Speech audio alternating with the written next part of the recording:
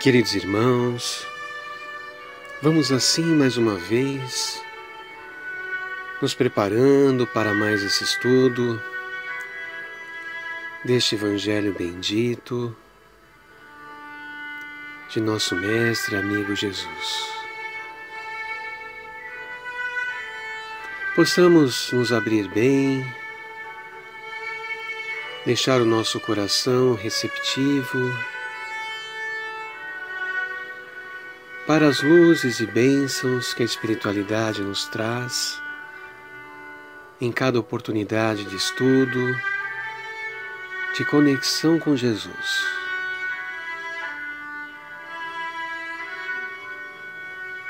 Permitamos que todas essas bênçãos do alto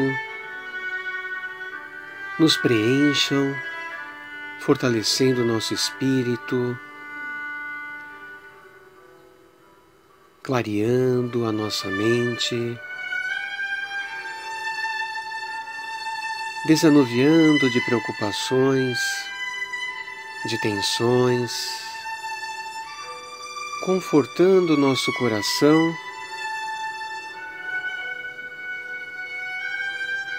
para que a semente do Evangelho vá assim florescendo cada vez mais em nós.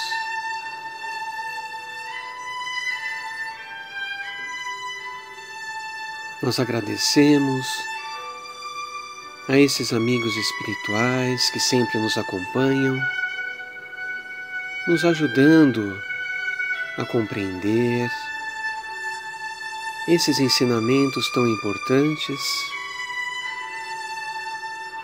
tão permanentes na nossa vida enquanto espíritos, e que possamos aproveitá-los da melhor forma possível.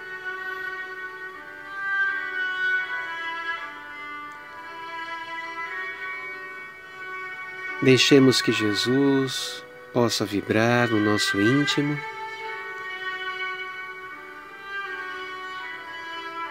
nos ajudando a que o seu Evangelho reflita em nossas ações,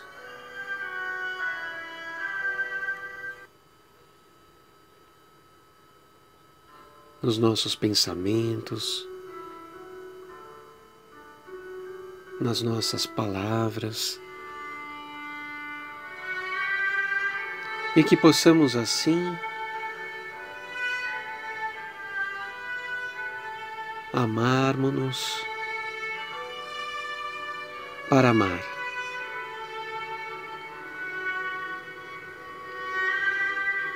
A fim de que esta felicidade, este reino dos céus, verdadeiramente chegue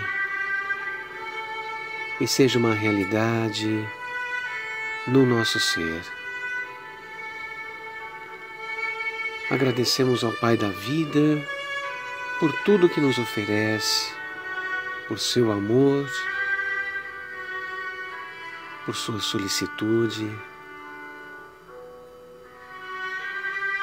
por sua misericórdia infinita, e que possa assim permanecer conosco, nesta paz e neste bem. E nós agradecemos ao nosso irmão Heitor pela disponibilidade de estar conosco, nos trazendo estas reflexões, nesta conversa fraterna, e desejamos a ele as melhores vibrações. Que Jesus nos abençoe e que assim seja. Pai nosso que estais nos céus, santificado seja o vosso nome. Venha a nós o vosso reino, seja feita a vossa vontade, assim na terra como nos céus. O pão nosso de cada dia nos dai hoje. Perdoai as nossas ofensas, assim como nós perdoamos a quem nos tem ofendido. E não nos deixeis cair em tentações, mas livrai-nos de todo o mal, e que assim seja.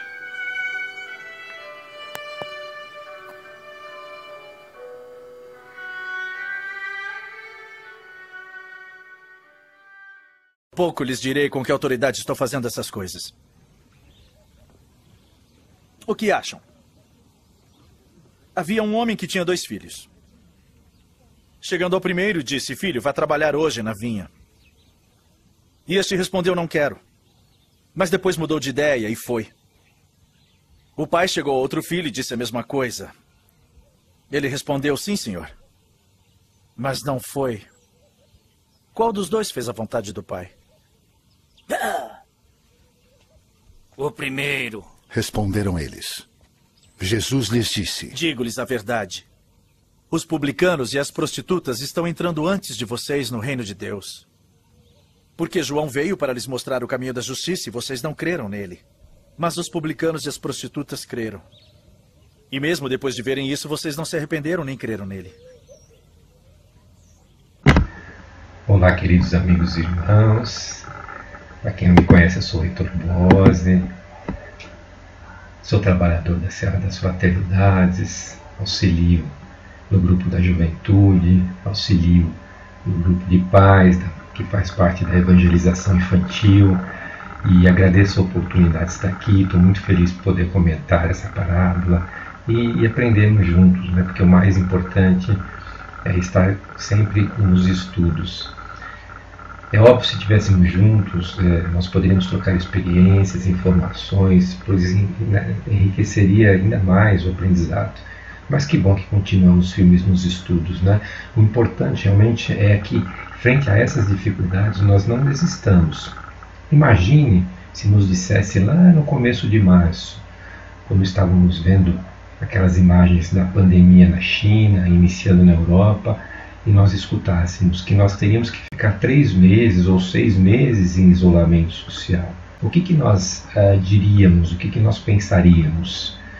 Não posso, é impossível, não consigo. E nos adaptamos, conseguimos tudo, né? Nós somos fortes. Olha que interessante isso. E da mesma forma, né, aprendemos coisas novas, como fazer as mesmas coisas de formas diferentes. Como essa aula, por exemplo, as aulas que estão acontecendo, o trabalho remoto.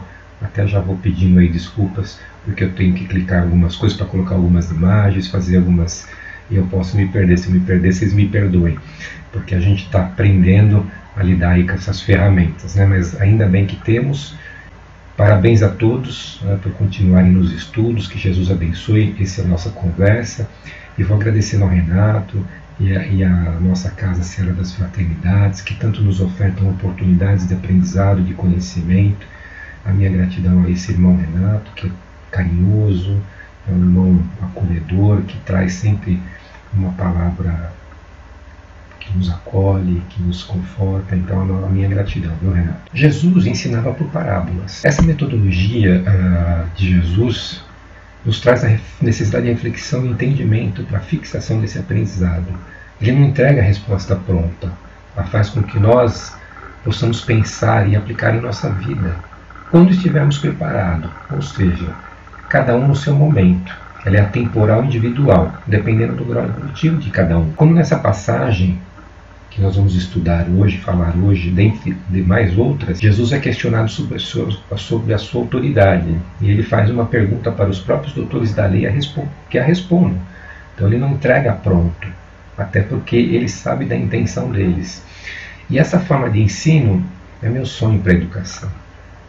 Eu vejo hoje as crianças decorando, tendo que fazer prova, né, um desgaste e um empenho de tempo em cima de coisas que não serão realmente utilizadas. E então meu sonho é que essa metodologia de Jesus fosse utilizada na educação, uma forma de internalizar o conhecimento e o aprendizado. Eu vou fazer algumas passagens aqui para vocês, de slide, para que vocês possam irem acompanhando. Então hoje nós vamos falar sobre a palavra dos 2 filhos, que está no Evangelho de Mateus, capítulo 21, no versículo 28 ao 31. Eu vou ler aqui a parábola para vocês.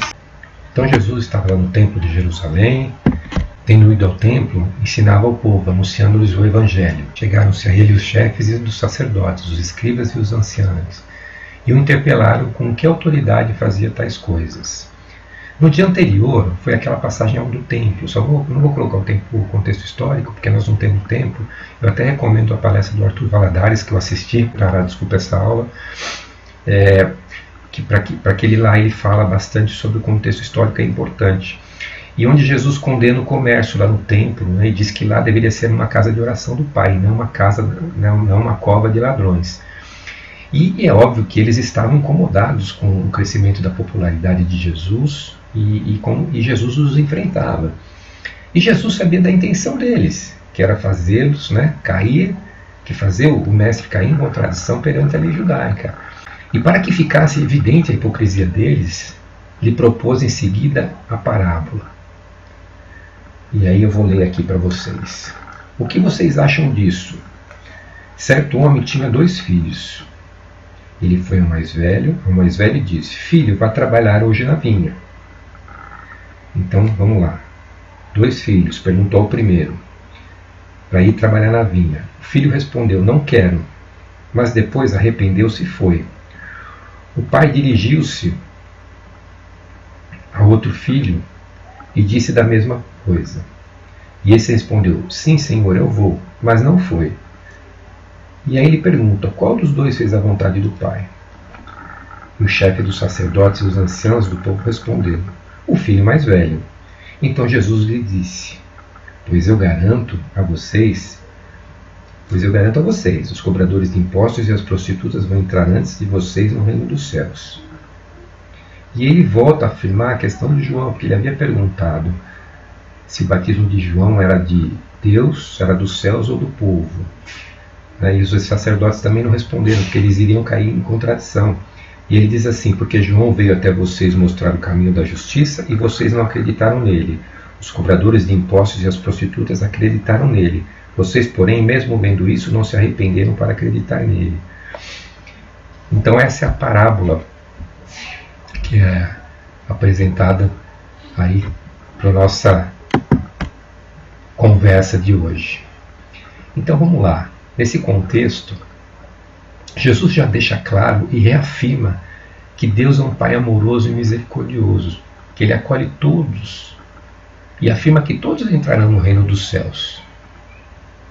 Ele não disse aos doutores da lei que eles não entrariam, só que eles demorariam mais, porque aqueles que eles condenam, que eles chamam de pecadores, se arrependeram quando ouvem a verdade, e eles mantêm a aparência. Nenhuma ovelha se perderá, Jesus falou. Jesus naquele momento não fala de reencarnação, porque tem uma outra passagem que ele também diz: Não joguei pérolas aos porcos. Ou seja, eles não estavam preparados para ouvir que eles teriam quantas encarnações fossem possíveis. Que o Pai faz um chamamento, mas um chamamento de amor, sem condicionar e sem nenhum tipo de cobrança, sem nenhum tipo de penalidade. E hoje a pandemia é um chamado de Deus para nós? Claro que é, não é? É um chamamento para ir trabalharmos na vinha dele. Estamos numa correria, numa condição difícil de vivência, mas às vezes nos perdemos com as nossas escolhas. Então temos que repensar esse momento, em vivenciar um pouco mais a nossa família. Eu faço a pergunta a mim sempre: o que eu posso auxiliar, qual é o meu papel dentro da minha família, em casa, com os meus irmãos, com a minha mãe, com aqueles amigos mais próximos, e também dentro da minha atividade profissional, dentro daquilo que eu faço fora do meu lar. O que eu posso fazer para aplicar os ensinamentos de Jesus e ser um modelo em algumas situações dentro das minhas limitações? Então é óbvio que a pandemia é um chamado para que a gente possa olhar para dentro de nós. Então, nessa situação, Jesus diz ali que o Pai não prometeu nenhuma recompensa, favor, ou nenhum tipo de punição àqueles que desobedecessem ao Pai. O Pai concedeu uma liberdade de ação. E fica claro aí, o Pai não quer servos simples, nem lacaios ou aqueles criados que fazem as coisas com medo de ser punido. Ele quer filhos que refutam o caráter e as qualidades paternas. Portanto, não coage nem humilha. Ele dá liberdade. que nós conhecemos como livre-arbítrio. É óbvio que submetido às leis naturais ou às leis divinas. A individualidade do ser na evolução e do despertar da consciência, essa condição de reforma íntima. E que o conhecimento ele tem que se traduzir na verdadeira vivência do Evangelho. Verdade? Porque senão nós estaremos agindo como aqueles doutores da lei. Então vamos além desse ensinamento, dessa parábola, vamos voltar nos filhos. O primeiro filho disse, não quero, mas depois arrependido foi. É óbvio que estivéssemos juntos, iríamos refletir um pouco sobre isso, conversarmos, trocarmos ideias. Mas representa aqueles que, indiferente dos ideais superiores, do plano superior do Pai, levam uma vida puramente mundana, materialista, deixando-se dominar pelos vícios e paixões, mas que após sentirem que lhes falta algo, e principalmente o sentido da vida, acabam se arrependendo e vão buscar os ensinamentos e praticar o Evangelho de Jesus.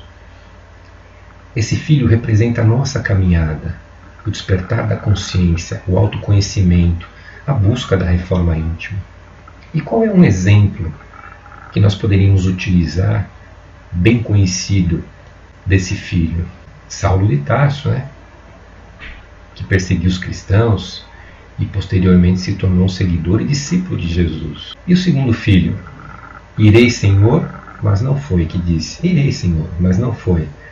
Personifica os devotos sem obras, aqueles que vivem de aparência, aqueles que atravessam toda a existência procurando manter uma aparência de respeito e de religiosidade pelo culto tradicional, como se isso fosse tudo. Então estou no centro, quando eu estou no centro eu sou uma pessoa, quando eu estou fora outro. Não, E nessa enganosa suposição, não cogitam de vencer suas fraquezas e imperfeições, e nem se preocupam em realizar algo a benefício da coletividade. E aí, nessa parábola, aparentemente eles concordavam em seguir a palavra de Deus, mas no final o resultado era apenas a desobediência. E aí eu trago algumas reflexões que eu vou aqui projetar a vocês. Quais dos dois filhos nós somos? O que estamos fazendo com o conhecimento que possuímos? Somos cristãos de aparência ou praticantes? Na atual situação, o que podemos e devemos fazer? Então são algumas reflexões para que a gente possa desenvolver. Em um slidezinho aqui, como estão as nossas máscaras? Aquilo que nós falamos, a palavra que sai da nossa boca, ela reflete as nossas atitudes, porque Deus vê a nossa intenção. Nós não enganamos a Deus, nós podemos enganar as pessoas. E isso acaba nos prejudicando, porque nós ficamos estacionados. Então a questão é, o que nós estamos fazendo nesse momento? Quais os filhos nós somos? Precisamos voltar a reexaminar as nossas atitudes, e tomar cuidado com possíveis distrações, porque às vezes nos comprometemos com algo, mas alguma coisa nos distrai e acabamos nos esquecendo do nosso compromisso. E eu venho aqui lembrar de uma palestra que chama Por que Nascemos no Brasil? É uma palestra bem interessante, que foi inclusive a Cecília Tonhato que me trouxe no curso, quando eu fiz o curso de doutrina com a Cecília, para nós assistirmos e entendermos um pouquinho. Às vezes a gente se questiona por que nós nascemos no Brasil, e as afinidades, e tem algumas coisas óbvias que às vezes a gente não concorda, mas a grande maioria realmente nos traz essa despertar da consciência. Então ele até fala sobre os políticos no Brasil, que antes da eleição eles prometem, falam um monte de coisa e depois não cumprem. E nós lembramos, no final do ano, que também falamos que vamos fazer, perder peso, fazer exercício, cuidar mais do corpo, estar mais próximo dos nossos familiares, e depois, no dia a dia, acabamos não fazendo. Então é bem interessante isso. E tem uma passagem que eu vou destacar para vocês em Mateus, no capítulo 23, que chama Sentados na cadeira de Moisés. Está em Mateus, capítulo 23, versículo 3 ao 7. Então falou Jesus à multidão e aos seus discípulos, dizendo: Na cadeira de Moisés estão assentados os escribas e fariseus. Todas as coisas, pois, que vos disserem que observeis, observai-as e fazei-as, mas não procedais em conformidade com as suas obras, porque dizem e não fazem. Pois atam fardos pesados e difíceis de suportar, e os põem aos ombros dos homens. Eles, porém, nem com seu dedo querem movê-los. E fazem todas as obras a fim de serem vistos pelos homens, pois trazem largos filactérios, que são aqueles pergaminhos amarrados à roupa, e alargam as franjas das suas vestes, para mostrar autoridade. E amam os primeiros lugares nas ceias e as primeiras cadeiras nas sinagogas, e as saudações nas praças, e os serem chamados pelos homens Rabi, Rabi. Então aí a passagem, novamente Jesus afirmando sobre o cristão sem obras. E aí vamos só tentar trazer essa parábola para o dia a dia, no sentido de nós entendermos. Então vamos dar um exemplo no trabalho. Então nós estamos trabalhando, estamos eu e um outro funcionário, e o chefe chega para nós e fala: olha, apareceu um trabalho novo, e ele pede o primeiro, e o primeiro diz que não conseguirá fazer, pois está contra as atividades importantes, mas depois repensa e faz, e entrega o trabalho. O segundo diz que vai fazer e não faz. Qual será o primeiro a se qualificar para uma promoção, ou será melhor avaliado? Então, o chefe não obrigou, deu a oportunidade, e quem que vai ter as portas abertas primeiramente? Então isso é só para ilustrar as situações do nosso dia a dia. Podemos colocar nossa família aqui, quando nos pedem algo, podemos colocar outras situações. A gente fala que vai fazer e não faz, a gente fala que não consegue fazer. E aí eu pergunto a vocês, qual que é a proposta da doutrina espírita, para nós nos situarmos aqui perante essa parábola? Vamos lá. Reconhece-se o verdadeiro espírita pela sua transformação moral e pelos esforços que emprega para domar suas más inclinações. Isso está no Evangelho, no capítulo 17, Sedes perfeitos os bons espíritas. Então, a doutrina nos propõe essa transformação moral, através do despertar da consciência, do autoconhecimento e da reforma íntima. Então, esse é o caminho que nós estamos buscando. Nós somos apenas espíritas de aparência ou praticantes? Estamos trabalhando a nossa melhora interior ou apenas vivendo dentro de um centro espírita? É claro que é importante o trabalho de atender os irmãos necessitados, mas e o nosso desenvolvimento pessoal?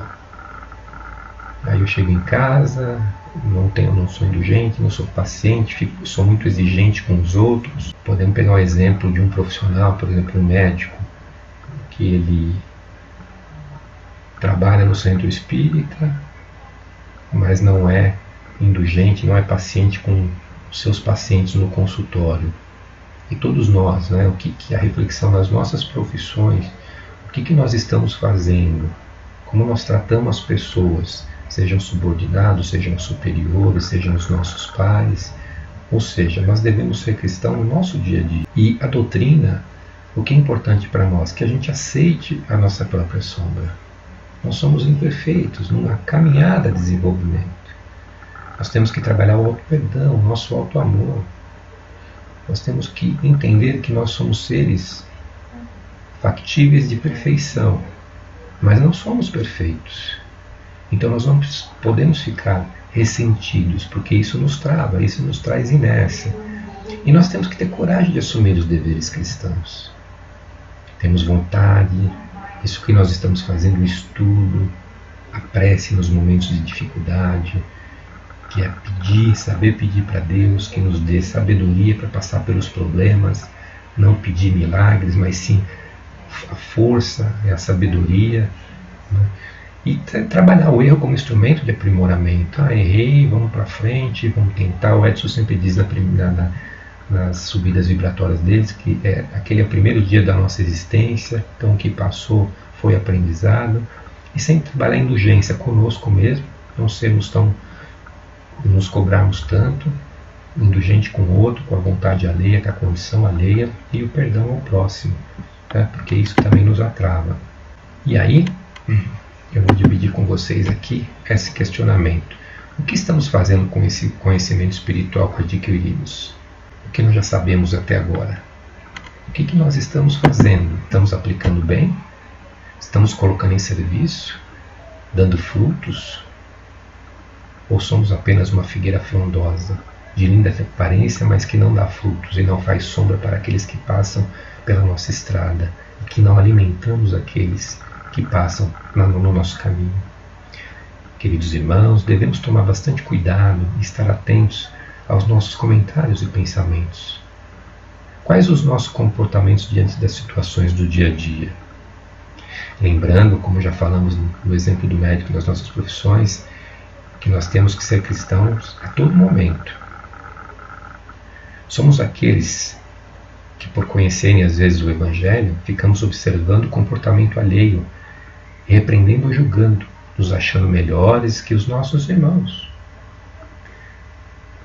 Por exemplo, no campo político, fazemos alguns comentários criminosos, ou mesmo um viciado. Dizemos, esse não tem mais jeito. Ou então faz assim, faz um monte de besteira, coisa errada, e depois vira crente.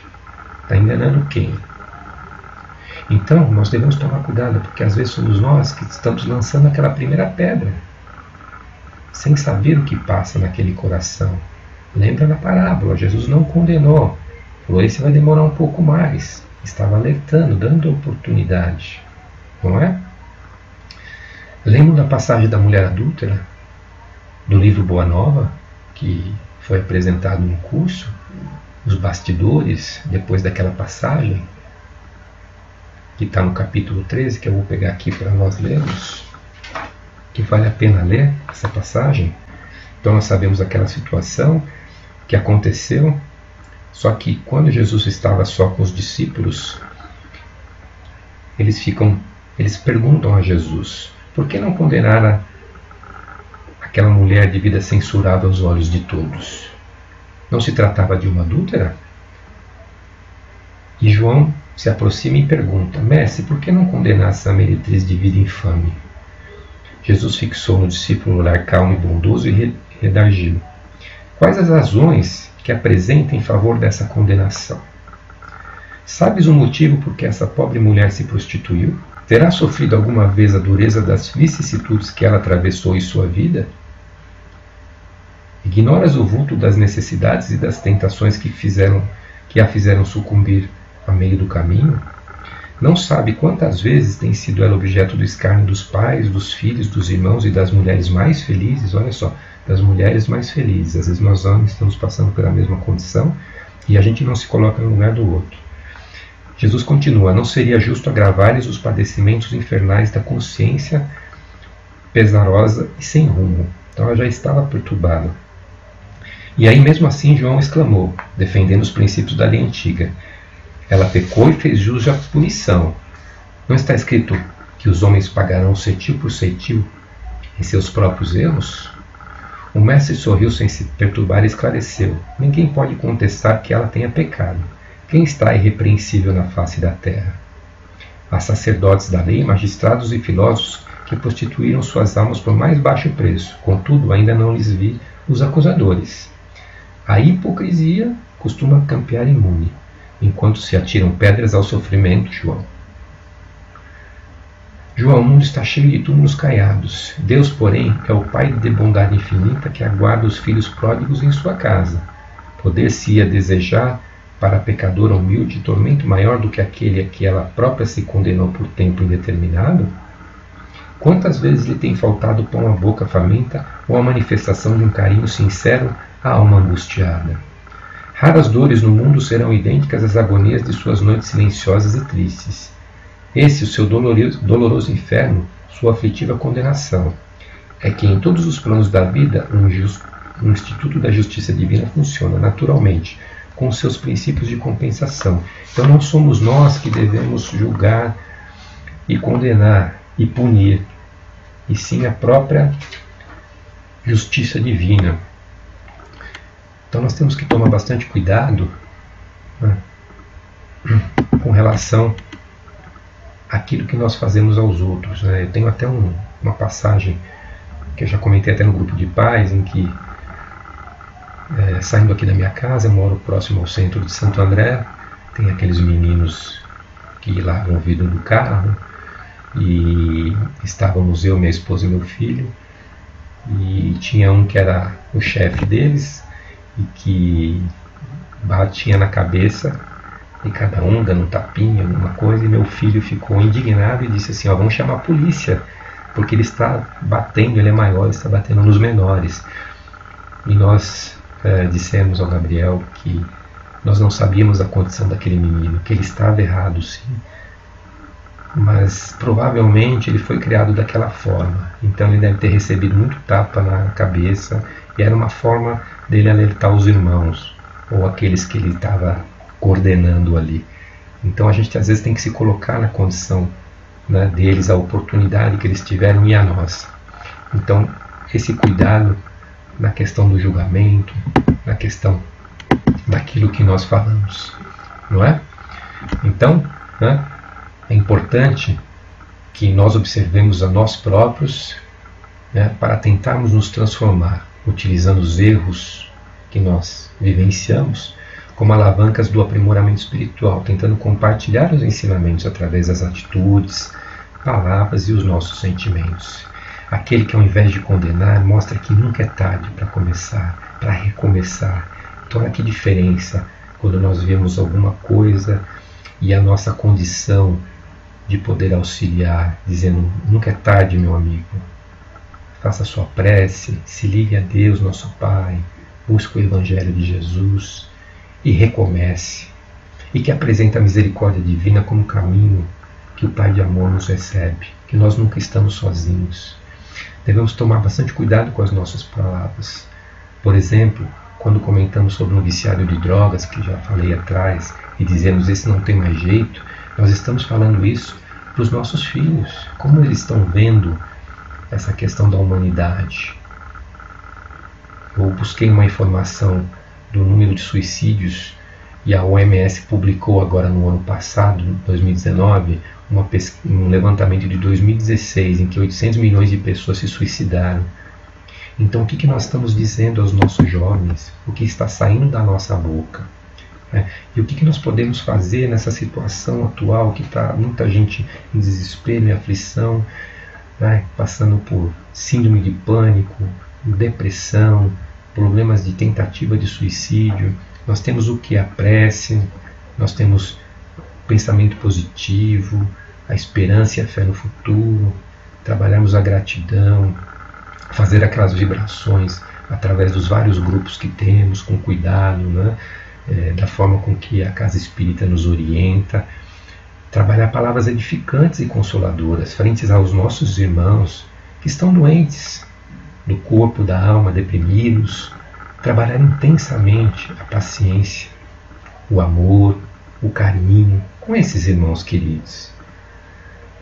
Eu tenho até um exemplo que encontrei uma pessoa que está com bastante dificuldade financeira, está passando por um processo depressivo, e encontrei uma amiga, e o que ela queria era conversar, e eu pensando: nossa, eu preciso ir embora, eu tenho a minha atividade, tem uma pessoa me aguardando, e ela queria falar, e aí eu pedi ao meu mentor ajuda, e aí eu me acalmei, e aí consegui colocar algumas palavras positivas para ela: calma, minha amiga, fique tranquila, tudo passará, eu sei da sua dificuldade, não é fácil, mas acredite em Jesus, nosso Mestre.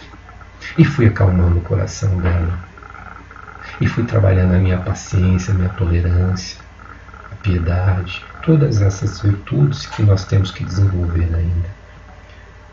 Um outro dia parei para entregar algumas roupas a um irmão que mora na rua, e ele também só queria contar a sua história, queria um pouco de atenção, e conversou sobre a sua história comigo. Então estamos tendo a oportunidade de trabalhar muito nesse momento, seja pelas nossas vibrações, preces, pensamentos positivos, né, como no auxílio material e emocional desses irmãos tão necessitados. Nós também somos, mas temos um pouco mais de conhecimento.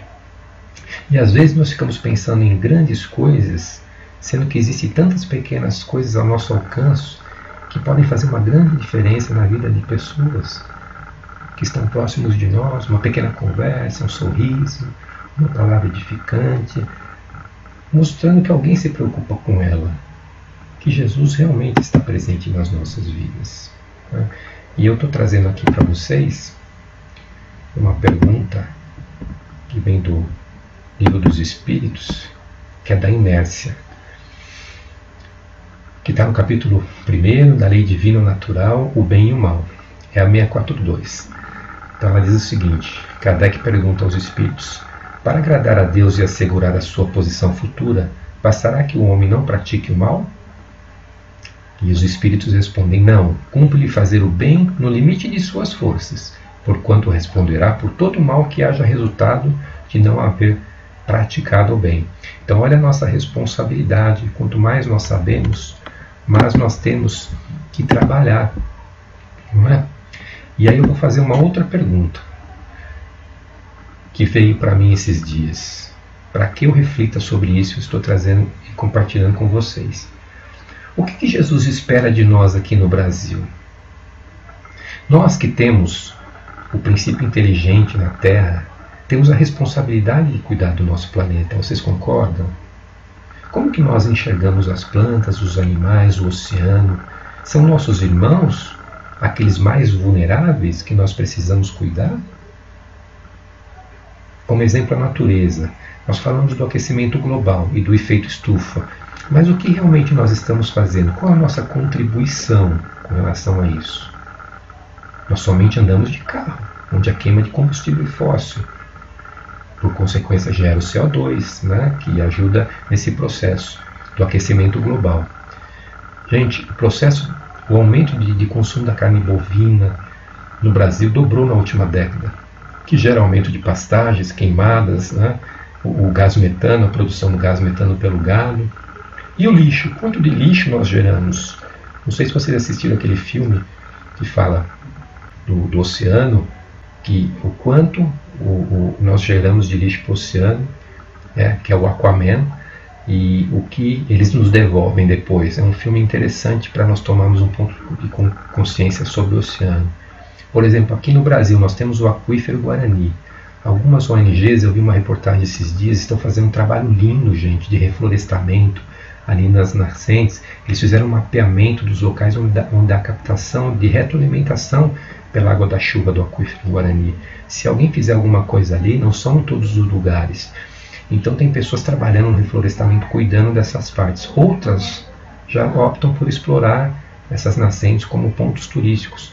Então nós fala tanto de inteligência emocional, mas nós temos que desenvolver também a inteligência espiritual, que é a consciência de que somos cidadãos universais e que tudo que nós fazemos tem uma consequência para nós e para os outros. Então tem gente que diz: eu não gosto do oceano, eu não gosto da baleia, o que tem a ver? Não, tem a ver sim, é um processo, há um equilíbrio natural. Então que nós possamos realmente pensarmos no nosso papel no Brasil, né? E aí, essa parábola, ela traz um chamamento, não é? Bora nós então trabalhar na vinha do Senhor.